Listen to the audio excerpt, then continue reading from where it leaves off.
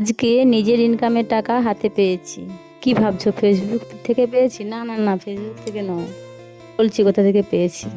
Good morning সবাইকে। সবাই কেমন আছো? আশা করি সবাই ভালো আছো, আর তোমাদের ভালোবাসায় আমি অনেক ভালো আছি। আজকে ছিল রবিবার। রবিবার যেহেতু বাড়িতে সবাই আছে, ছেলেমেয়ের কোনো স্কুলের চাপ নাই, তাই সকাল সকাল পাতা তুলতে বেরিয়ে পড়লাম। অনেকগুলো পাতা এখানে আমি জোটো করেছি, যে শরবতটা বানিয়ে নিলাম। এখানে সব থেকে প্রিয় পাতা হচ্ছে বাবুই তুলসী পাতা আছে, গাঁদা পাতা, আরও 2-3 রকমের পাতা দিয়ে শরবতটা বানালাম। এদিকে পাতা শরবত খাওয়া দাওয়া করে চলে গিয়েছিলাম বাপের বাড়িতে।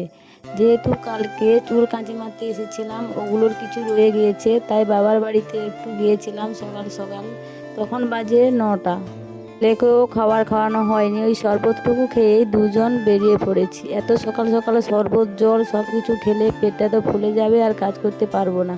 তাই ওখান থেকে এসে দেখো কাজে বসে পড়েছি। তারপরে কিছুক্ষণ পর কাজ করার পর ছেলেকেও আলু ভাজা দিয়ে মুড়ি খাইয়ে দিয়েছিলাম, যে দেখিয়েছিলাম। তারপরে আমিও দুটো অল্প করে মুড়ি আলু ভাজা দিয়ে খেয়ে নিলাম। খাওয়ার পর তারপরে আবার কাজে বসে পড়েছি। আজকে সারা দিনটা কাজের মধ্যে সময় যে কোথা থেকে চলে গেল, কোথা থেকে বুঝতে পারলাম না। এদিকে দেখো বাবার বাড়িতে অনেকগুলো হনুমান এসেছে, আম দুটো ছিল, সেগুলো তো খেয়ে নিয়েছে। তারপরে দেখো আমাকে কলা দিয়েছিল খেতে, সেই কলাটা আমি উপরে ফিকে দিচ্ছি ওদেরকে দেওয়ার জন্য। তারপরে চলে এসেছি দেখো ছেলেকে আর আমার ভাইয়ের 2 ছেলেকে 2-3 জনকে স্নান করিয়ে তারপরে খাওয়া দাওয়া করতে বসে পড়েছি।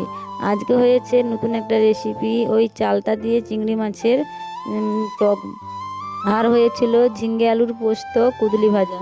ওগুলো দিয়ে আজকে দুপুরের খাওয়াটা হয়ে গেল। গিয়ে খাওয়া দাওয়া শেষ করে দেখো চলে এসেছি আবার চুলের সেই কাজ করতে। চুলের কাজ আজকে আর বেশিক্ষণ করব না, সন্ধ্যের সময় বাড়ি চলে যাব। এদিকে দেখো ছেলে আর 3 জনকে, এদের 3 জনকে দেখো ঘুম করিয়ে দিচ্ছি। এদেরকে বলছি শুয়ে পড়, আমি না তো বাড়ি চলে যাব। ওদের ভয়ে ওরা সবাই ঘুমিয়ে গেছে।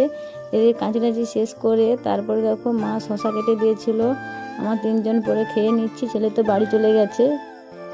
ওই শশাটা খাওয়ার পর বাড়ি চলে আসবো, এমন সময় দিদির বাড়ি থেকে ফোন এলো, আর মাংস আসবে বলেছিল। তারপরে আমি জেঠিমার বাড়িতে একটু ঘুরতে গিয়েছিলাম, ওই বক্সটা দেখে একটু ক্যামেরা করে নিলাম। বলেছিলাম না নিজের ইনকাম, এইগুলো আজকে বিক্রি করেছি, বিক্রি করে টাকাটা পেয়েছি, তাই বলছি নিজের ইনকামের পয়সা। বিক্রি করে হাতে পয়সা পেয়েছি, কতই না আনন্দ। আর এদিকে দেখো দিদির বাড়ি থেকে মাংসও চলে এসেছে। তারপর মাংস একটু মুড়ি খাওয়া দাওয়া করে বাড়ি ফেরার পথে আবার ছেলে ঘর থেকে আবার মামা বাড়ি গিয়েছে, ওখানে গিয়ে অল্প একটু খাওয়া দাওয়া করে আমরা বাড়ি ফিরে চলে আসবো। এখন বাজে সন্ধ্যে 7টা। এই খাওয়া দাওয়া করতে করতে আজকে ভিডিওটা শেষ করলাম। সবাই ভালো থেকো, সুস্থ থেকো, আর এই ভিডিওটা ভালো